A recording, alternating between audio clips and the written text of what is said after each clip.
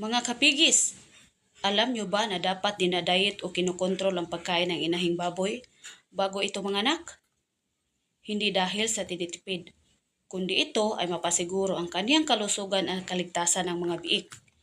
Narito ang mga pangunahing dahilan kung bakit ito mahalaga. Una, para iwas sa hirap sa panganganak o distusya. Kapag masyadong mataba ang inahin, nagkakaroon ng bara o kitid sa birth canal dahil sa naipong taba sa paligid nito. Pangalawa, para iwas sa MMA syndrome, mastitis o pamaga ng suso, metritis, impeksyon sa matris, agalaktsya, kawalan ng gata sa pagkapanganak. Ang mga inahing masyadong pinakain bago manganak ay madalas na mawawala ng gana kumain pagkatapos manganak. At ang resulta ay mahinang produksyon ng gatas para sa mga biik. Tandaan, ang diet ay hindi nangangahulugang gutumin ang mga baboy, kundi pagbibigay ng saktong dami at tamang uri ng feeds.